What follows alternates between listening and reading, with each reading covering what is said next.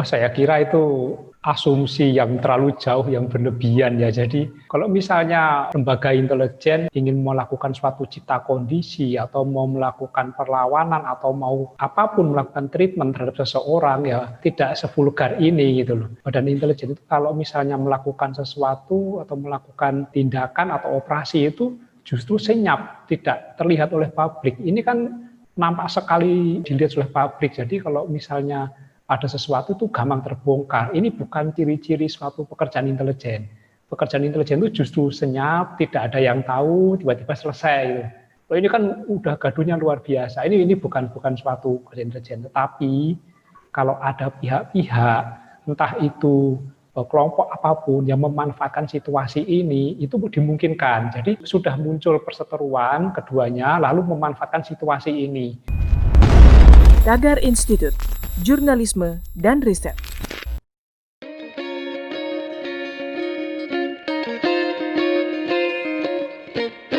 Halo Tagarians, para penonton Tagar TV dan juga pembaca Tagar ID, apa kabarnya? Senang sekali saya Kori Olivia bisa kembali menemani Anda di Tagar TV. Hari ini kita mau bahas tentang perseteruan antara artis Nikita Mirzani dan pimpinan FPI Rizik Syihab yang terus berlanjut. Nikita kembali melontarkan respon keras terhadap isu kaburnya Rizik dari Rumah Sakit Umi di Bogor. Melalui postingan di akun Instagramnya, Nikita membandingkan pejabat di Korea Utara yang ditembak mati karena kabur dari karantina COVID-19. Lalu tanpa menyebutkan nama, Nikita menulis caption, harusnya yang kemarin kabur dari RS tuh ditembak kayak gini.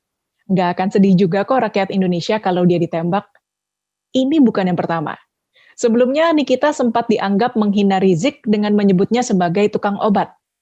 Bahkan di sejumlah tayangan live Instagramnya, Nikita sempat menyebut Rizik dan para pendukungnya sebagai orang bodoh dan banyak omong, karena mengancam akan mengepung rumahnya, tapi ternyata tidak bisa melewati barisan polisi yang menjaga komplek rumah Nikita. Banyak pihak setuju bahwa Nikita Mirzani sangat berani dan percaya diri dalam kasus ini. Tapi kemudian muncul pertanyaan, apakah Nikita Mirzani adalah attack dog strategi BIN untuk menghancurkan Rizik Syihab?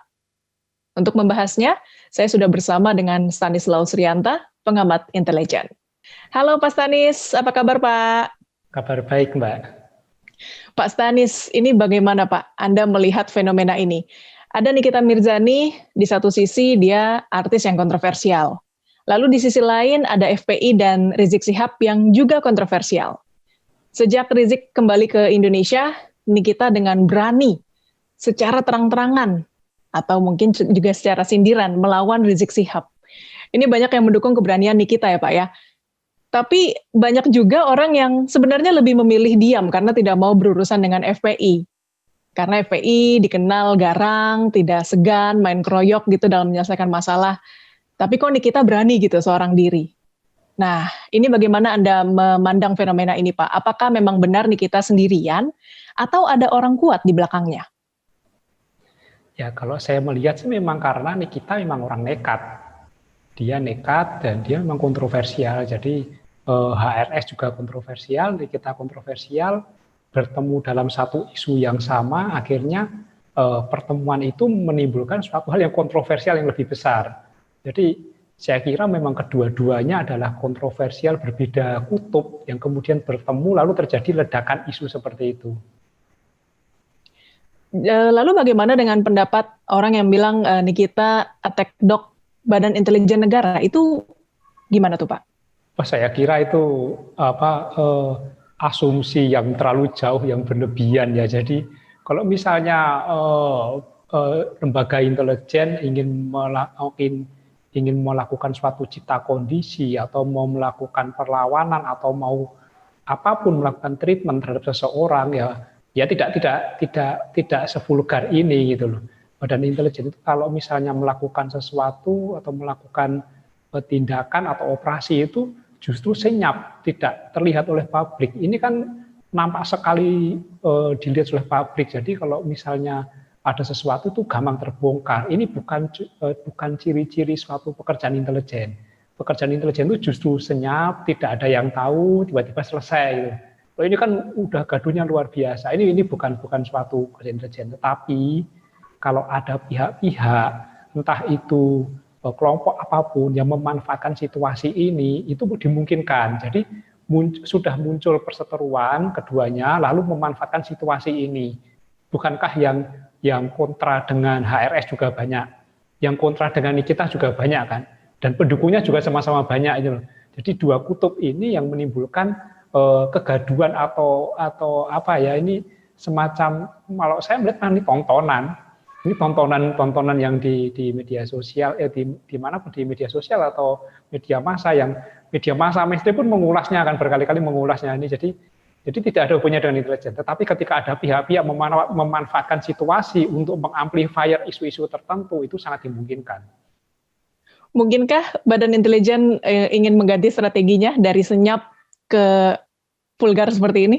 Tidak, karena intelijen itu ciri khasnya tetap senyap. Ciri khas intelijen itu bekerja senyap, bekerja dalam tabir kegelapan, tidak kelihatan, tetapi dampaknya signifikan.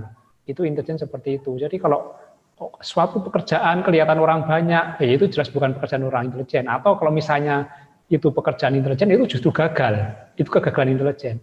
Pekerjaan intelijen, apapun dampaknya, apapun jenisnya, dan apapun tujuannya, itu tidak boleh kelihatan. Tidak boleh nampak dari orang lain. Kalau pekerjaannya aja sudah kelihatan, apalagi hasilnya, pasti mudah ditebak. Itu aktor pembuat situasinya perlu sekolah lagi. Itu bukan ciri khas orang intelijen. Oke, Pak Stanis, ini kita membuka arsip lama tahun 2011. Bocoran WikiLeaks menyebut FPI adalah attack dog Polri. Kalau menurut Anda bagaimana, Pak?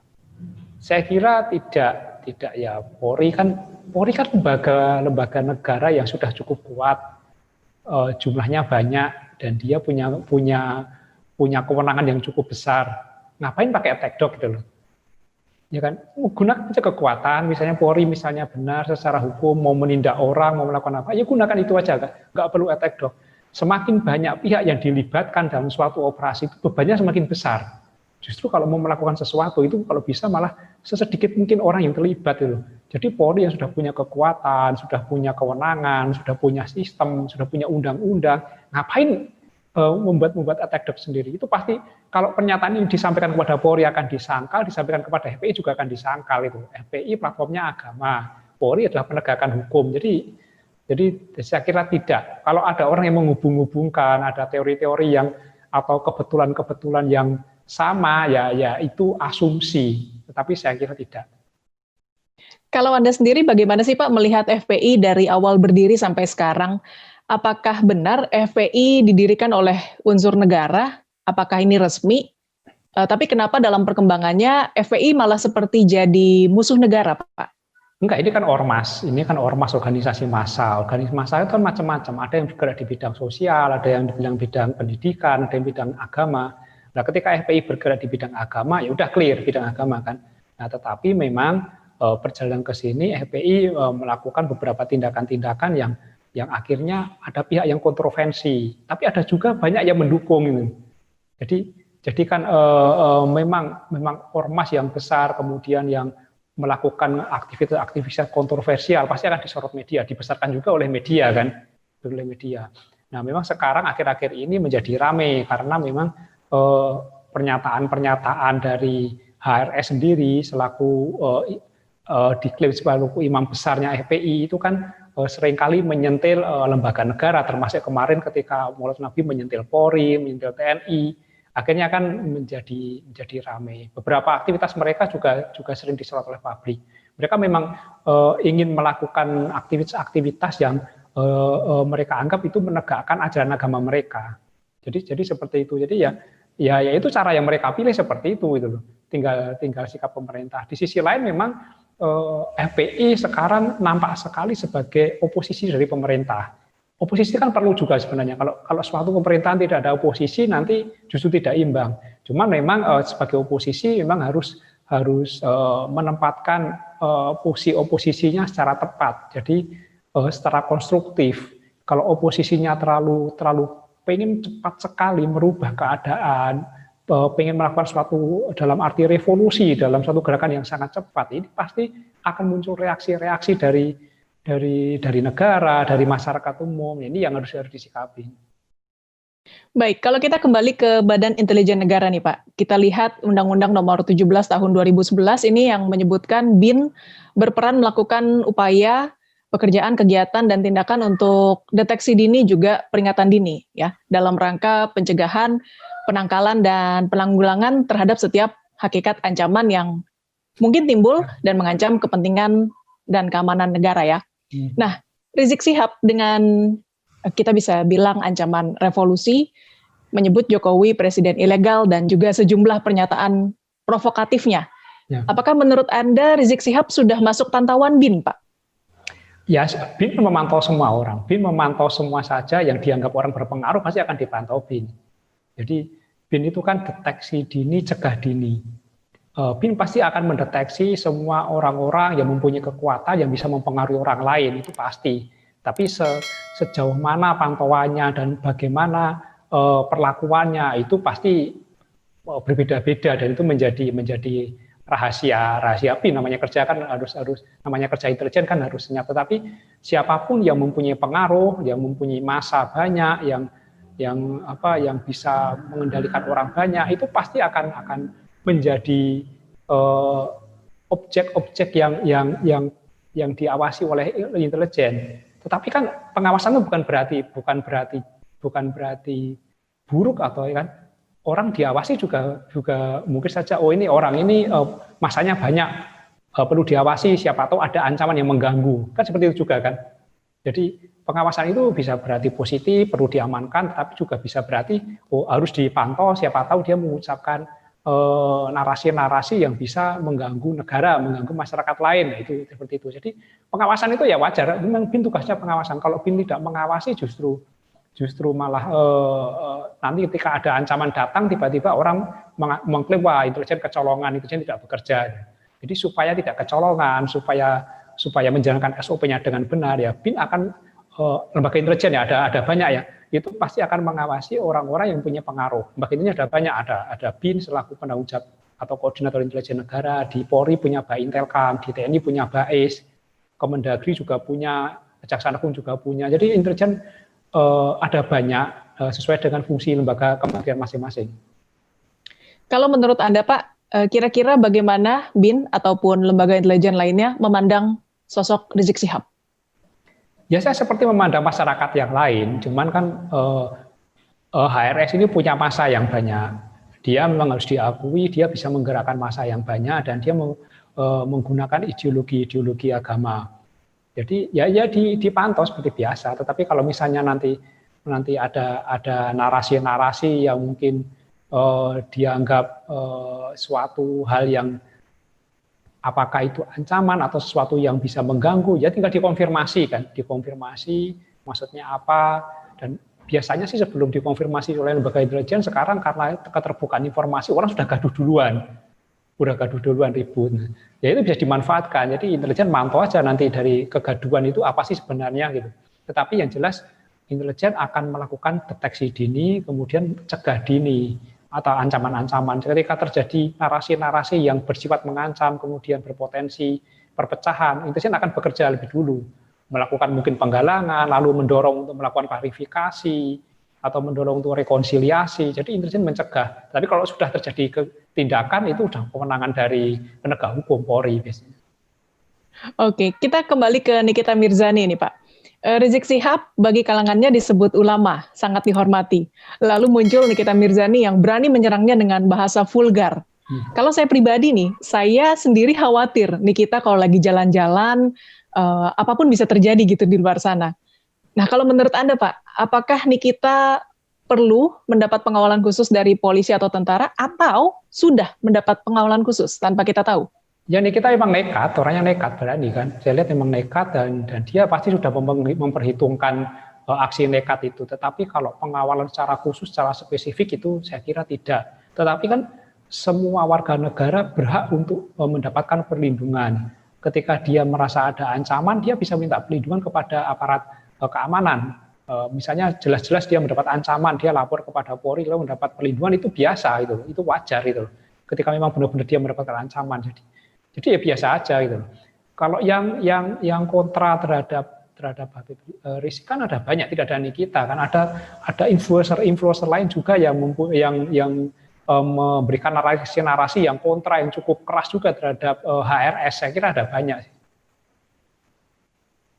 Iya, mungkin Anda punya saran ditujukan kepada Nikita Mirzani dan juga saran untuk Rizik Syihab, Pak? Ya, ini sudah dua kutub yang berbeda sih. Saya kira akan sulit untuk bertemu. Ya udah, kalau misalnya mau saling sindir ya ini keterbukaan, ini kan kebebasan berpendapat kan. Ya silakan saja sih mengutarakan pendapatnya masing-masing. Yang penting tetap dijaga, jangan sampai ini menjadi provokasi massa terutama, atau menjadi konflik yang berkepanjangan. Kalau misalnya saling sindir ya biasa sih saling sindir, atau yang penting jangan sampai menyinggung masalah sara, jangan sampai memicu marahnya massa, apalagi nanti nyinggung-nyinggung yang masalah yang prinsip seperti agama dan lain-lain. Kalau selama hanya menyindir antar dua orang yang mungkin berseberangan kubu ya itu masih cuma dijaga aja situasi supaya situasi saat ini tetap kondusif gitu. Pokoknya jangan sampai ada anarkis ya Pak ya? Ya itu yang harus dihindari seperti itu. Baik, ini pertanyaan terakhir Pak Stanis.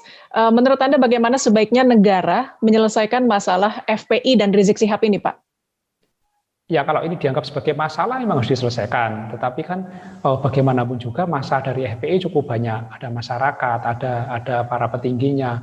Saya kira negara harus, tidak perlu negara sih, saya kira dari tempat, misalnya dimulai dulu dari Pemprov, kan bisa diajak dialog. Karena kan keberadaannya, markasnya kan ada di Jakarta. Diajak dialog dulu oleh Pemprov, kemudian oleh Forkominda. Lalu paling penting karena ini ormas di bidang agama, Menteri Agama bisa melakukan dialog. Jadi diajak dialog sebenarnya apa sih platformnya, apa sih gerakannya.